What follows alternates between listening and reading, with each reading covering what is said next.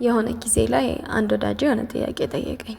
ጥያቄውም ምን መሆን ትፈልጊያለሽ ወይም ደግሞ ወደፊት ልታሳኪው የምትፈልጊው ህልም ምንድነው አለኝ። እኔ በጣም ብዙ ሀሳቦች ነበሩኝ። አብሶ በሰዓቱ ገና የኮሌጅ ተማሪ ነበርኩና በጣም ብዙ ነገሮችን ነበር የማስበው። በጣም ብዙ ትልልቅ ህልሞች ነበሩኝ። አብዛኛው ሰው ደግሞ በተለይም ተማሪ ሲሆን ያው ምንም ነገር ከተመረቅን በኋላ ወዲያው የሚሳካልን ስለሚመስለን በጣም ብዙ ህልሞች የሚኖሩብን ሰዓት ወይም የሚኖረን ሰዓት ነው።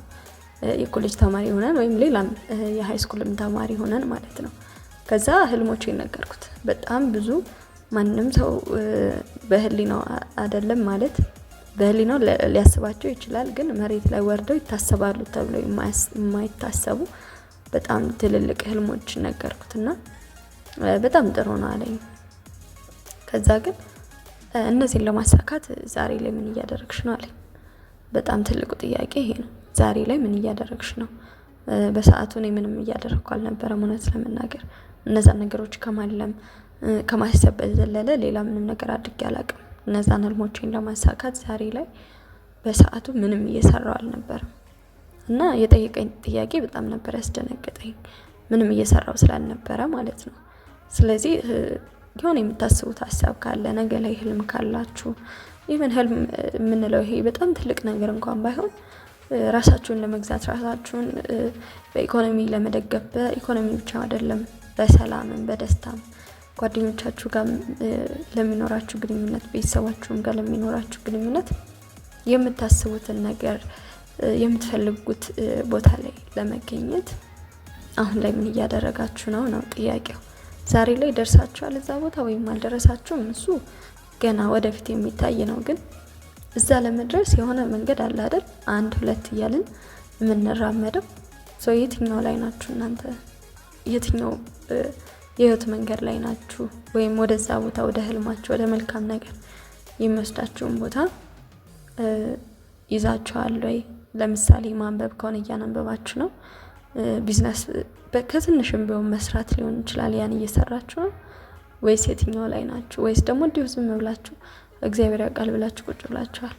በእርግጥ እግዚአብሔር ያውቃል ማለት ትልቅ ነገር ነው። ማለት እግዚአብሔር ያውቃል ሁሉንም ነገር ወይም ደግሞ በስራችን መካከል ሁሉ የሚረዳን የሚያግዘን ፈጣሪ ነው። ግን በእነዛ ሁሉ ነገሮች እግዚአብሔር የሚያግዘን እኛ ምን ሰርተን ነው?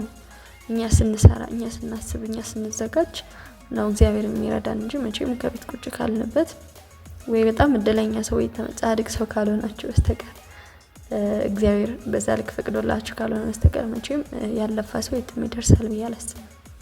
እንደዛም ከምትሆኑ ደግሞ እየለፋችሁ ፈጣሪያችሁን እየጠበቃችሁ ሲደረግላችሁም እያመሰገናችሁ ቢሆን የተሻለ ነው። ስለዚህ ዛሬ ላይ የት ናችሁ?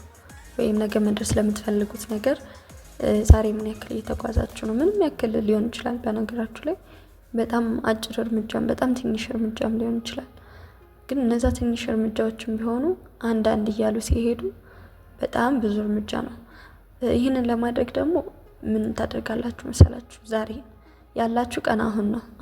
ከአሁንም ዛሬ ማለት ነው። ስለዚህ በየቀኑ አንድ አዲስ ነገር አድርጋችሁ ለማዋል መሞከር አለባችሁ።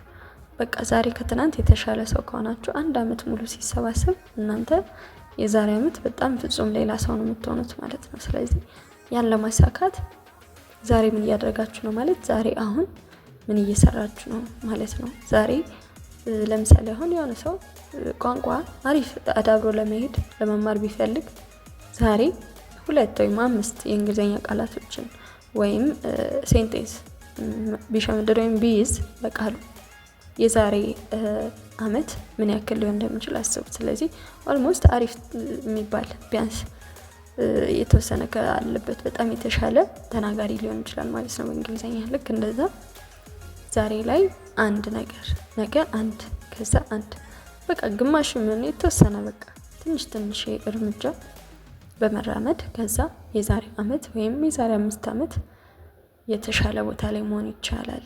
መቼም ቢሆን ደግሞ በምትሄዱት እርምጃ ማነስ ሊደብራችሁ ወይም ተስፋ ልትቆርጡም አይገባም። ቀስ ያላችሁ ትናንት ከነበራችሁበት ቦታ ላይ ዛሬ እስካልተገኛችሁ ድረስ ለመራመድ ለመንቀሳቀስ ሞክሩና የምትፈልጉበት ህልማችሁ ወደ ሆነው ወደ መልካምና ወደ ጥሩ ቦታ እንድትሄዱ በዚህ አጋጣሚ እነግራችኋለሁ። ምርጫው የእናንተ ነው ማለት ነው። የድንቅ አእምሮ ነው። ቻናላችንን ሰብስክራይብ ማድረግ እንዳትረሱ።